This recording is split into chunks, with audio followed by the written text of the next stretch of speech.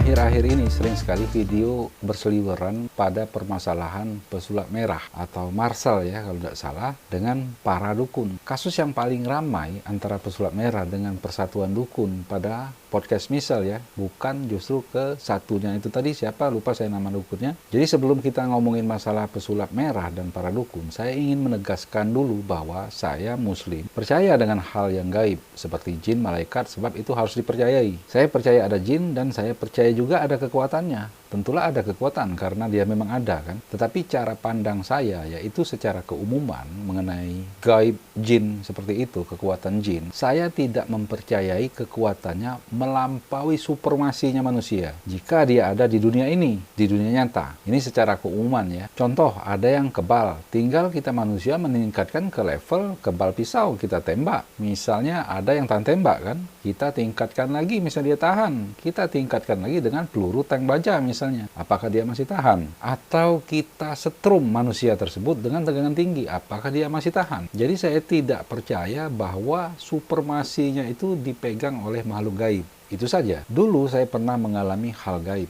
Tapi bukan ke saya secara langsung. Tapi memang saya pun tidak enak hati. Jadi begini, menurut orang-orang yang sering lewat di belakang rumah saya, tetangga saya misalnya kan, jika sudah tengah malam, mereka sering melihat penampakan gaib di halaman rumah saya. Halaman belakang ya maksudnya. Kadang seperti raksasa, kadang seperti kuntilanak, dan menurut ulama yang saya ajak melihat ke rumah, katanya di rumah saya itu banyak jin. Memang halaman belakang rumah saya gelap, banyak pohon, tidak terurus, pohon pisang, pohon jambu, pohon manggis, dan juga tempat yang kurang terawat. Dalam Islam memang disukai makhluk halus. Dalam Islam ya, tempat-tempat seperti itu memang disukai. Solusi saya yaitu saya memasang lampu yang terang benderang. Pada area sekitar hanya 100-200 meter persegi, saya pasangi lampu berapa ratus watt. Jadi sangat terang sekali sampai keluar jalan puluhan meter. Nah, jadi sampai ke jalan itu puluhan meter jarak terangnya itu. Sejak saat itu tidak ada lagi laporan dan tempatnya saya rapikan, sebagian pohon ditebang dan urusan kelar. Urusan gaib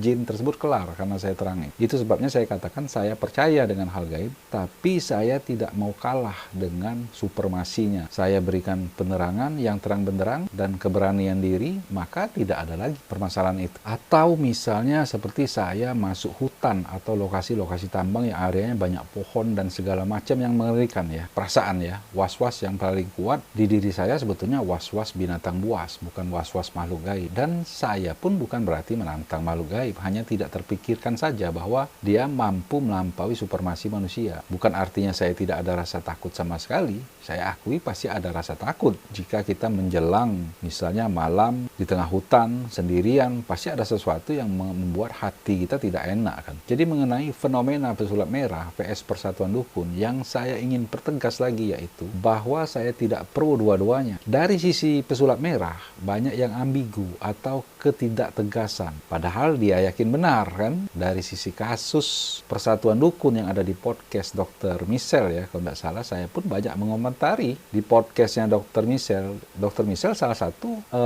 tester yang waras kalau menurut saya. Saya banyak menyalahkan persatuan dukun pada podcast waktu itu karena yang dia tawarkan naif, tidak logis, tidak adil, bahkan juga suatu kebodohan karena dia menantang adu tembak dengan pesulap merah. Kita bicarakan pesulap merah dulu. Anda terpikir tidak ada sesuatu yang aneh pada pesulap merah? Statement-statementnya. Apalagi statementnya itu sebetulnya condong tidak mendidik ya. Apalagi untuk muslim ya. Saya bicara muslim. Apalagi cuma muslim KTP. Jadi seolah-olah dia memandangnya gaib itu tidak ada. Seperti jin, kekuatan jin itu tidak ada. Jadi orang awam banyak melihatnya kebablasan seperti itu. Jadi pesulap merah ini tidak mau mengatakan dengan tegas, padahal dia merasa yakin benar kan, sehingga terkesan ngambang sebetulnya kalau kita dengar bahasanya pelan-pelan, malah membuat tersinggung entah itu dukun beneran atau dukun yang hanya memakai trik. Contohnya ya, saya mau berikan dulu contoh sebelum Anda memasuki lebih dalam lagi. Saya akan memberikan contoh kalau saya yakin benar. Contohnya, statement saya pada waktu zaman batu cincin,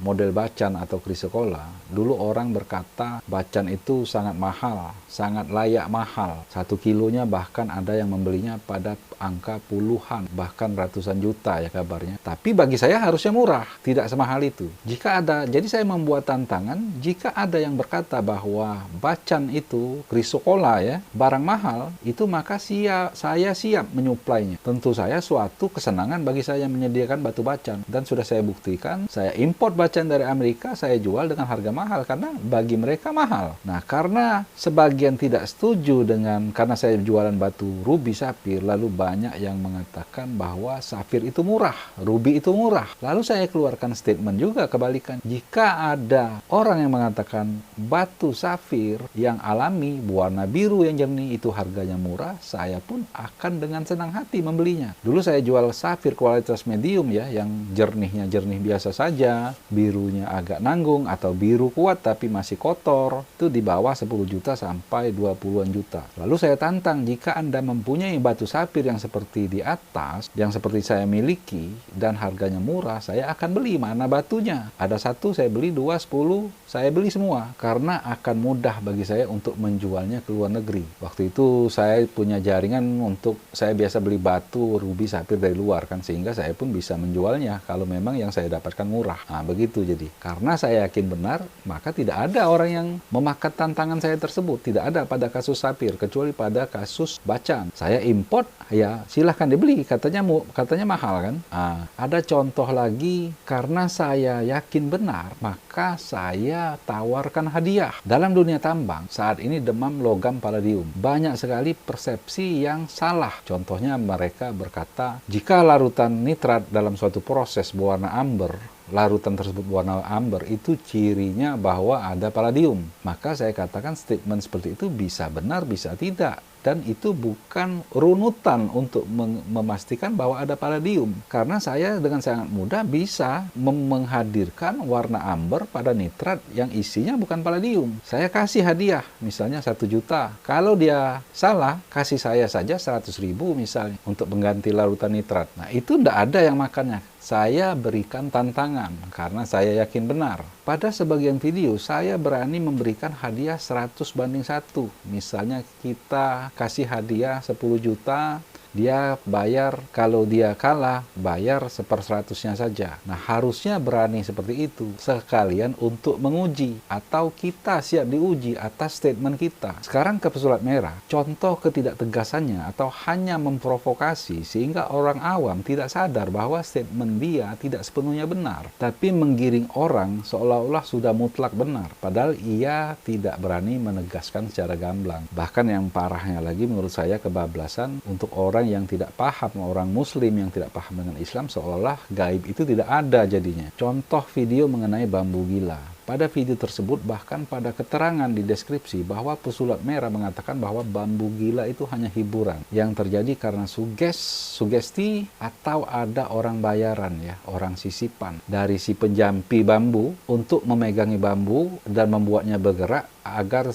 terjadi seperti efek bambu yang memberontak. Jadi orang yang lain ikut terasa efeknya dan semakin terjadi seperti efek domino kurang lebih. Nah, pada deskripsi pesulap merah, deskripsi mengenai bambu gila ini, Indonesia adalah negara kreatif dengan negeri seni. Salah satu contoh seni pertunjukan asli Indonesia adalah bambu gila. Ini kan tidak penting sebenarnya bahasa ini. Dulu di saat belum ada HP, YouTube, internet, TV seperti zaman ini, yang mengisi hiburan rakyat Indonesia adalah seni-seni pertunjukan seperti bambu gila. Maka dari itu video ini dibuat agar tidak ada yang menyalahgunakan seni pertunjukan ini untuk penipuan. Penipuan di mananya? Kalau dalam setiap acara bambu gila, setahu saya ada orang yang menjampi-jampi, juga ada videonya kan, pada videonya si pesulap merah. Artinya menjampi-jampi itu bisa menipu, bisa tidak kan. Tapi kalau dia mengatakan bahwa tidak ada yang gaib pada kejadian bambu gila, artinya yang jampi-jampi itu sedang menipu kan. Artinya kan seperti itu. Lalu saya komen, tapi belum dibalas. Oke, ini hiburan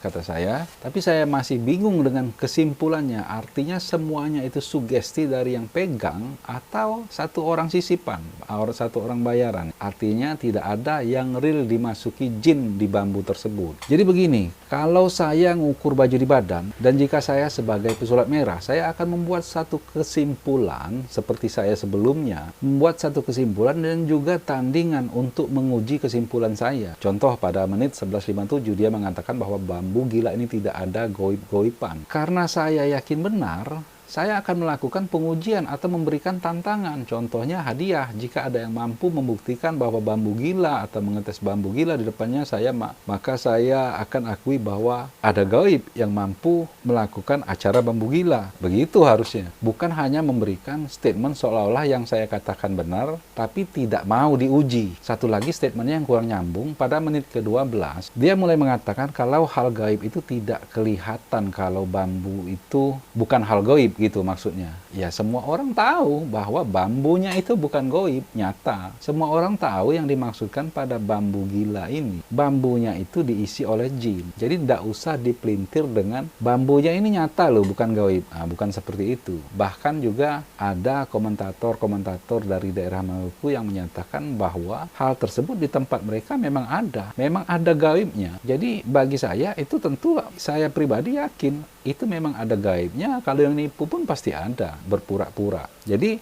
kalau saya sangat meyakini itu benar, seharusnya saya memberikan, secara etikanya memberikan hak untuk diuji. Contohnya saya memberikan hadiah kalau ada yang mampu membuktikannya. Contoh, misalnya saya melihat video di YouTube mengenai kejadian gaib, misalnya pintu terbuka sendiri di rumah seorang YouTuber, lalu saya katakan saya tidak percaya, tidak ada pintu yang terbuka sendiri, lalu saya buatlah triknya. Ini contohnya saya kalau jadi saya pesulap merah ya, seolah-olah seperti ini. Saya buat triknya dengan cara seperti ini, seperti itu, lalu saya pasang tali dan saya buat pintu yang terbuka, bahwa saya jelaskan beginilah triknya membuat pintu terbuka. Nah, karena saya yakin pintu terbuka itu tidak ada gaibnya, tidak ada jin yang menggerakkan pintunya, harusnya saya mampu memberikan tantangan.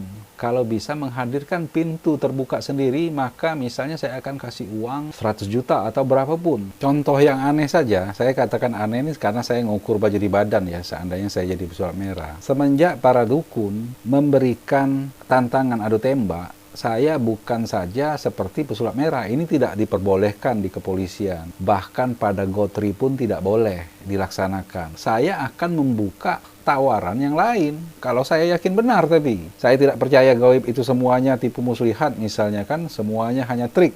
Nah, contohnya saya ajukan hal yang lain yang gaib, misalnya seperti boleh kita pakai senapan angin, misalnya kita tembak ayam atau tembak kecoa. Kalau kecoa itu tahan tembak akibat dari jampi-jampi si dukun, maka kecoa itu akan tetap hidup seperti biasa, tidak mengalami luka. Artinya saya kalah. Dan misalnya contoh nih, kalau saya dukun, karena penghasilan dari si pesulap merah ini tinggi karena berita-berita ambigunya dia, saya akan memanfaatkan hasilnya di YouTube. Misalnya, gimana kalau pesulap merah kalah? Misalnya, saya minta sekian persen dari penghasilan YouTube, bukan menutup kanal YouTube-nya si pesulap merah, karena penghasilannya pasti tinggi. Contoh ya, Dr. Michelle yang sekarang sedang membuat tantangan, itu tantangan sangat waras. Saya justru sangat memuji pada Dr. Michelle, dia memberi tantangan yang sangat waras. Nah, untuk persatuan dukun yang ada di podcastnya Dr. Michelle waktu kemarin, saya banyak mengomentari di bagian komentar. Saya justru tidak mendukung apa yang dilakukan oleh persatuan dukun tersebut, karena aneh-aneh saja yang ditawarkannya. Contohnya adu tembak. Kalau menurut saya itu kan tidak waras penawaran seperti itu. Kalau saya jadi dukun, saya akan menawarkan atau membuat pernyataan terbuka kepada pesulap merah. Bagaimana kalau saya mampu membuktikan? Misalnya nih, saya mampu tahan pisau. Saya akan buat dulu videonya, ini daging sapi. Ini pisaunya langsung motong daging sapi, motong tangan saya ndak bisa. Silahkan Michelle mau bertemu di mana, pisau boleh bawa sendiri, daging sapi boleh bawa sendiri, saya pun bawa pisau, bawa daging sapi. Silahkan Michelle atau pesulap merah menggores tangan saya dan menggores daging. Kalau terbukti tangan saya goib, tahan dengan pisau yang tajam, apa yang mau diberikan kepada saya? Harusnya para dukun itu seperti itu menantangnya, bukan mengajak orang beradu kemampuan yang kita punya kemampuan, kan orang lain belum tentu punya kemampuan. Nah, itu baru namanya orang hebat dan waras. Oke, jadi sekali lagi saya tidak memihak kepada siapapun, tapi saya menyayangkan pernyataan pesulap merah itu ambigu ya, tidak tegas dan seolah-olah tidak mau diuji, hanya membuat trik tapi yakin benar, tapi tidak mau membuat atau membuka pengujian untuk orang lain. Oke, demikian saja dulu, mohon maaf jika ada kata-kata yang salah. Assalamualaikum warahmatullahi wabarakatuh.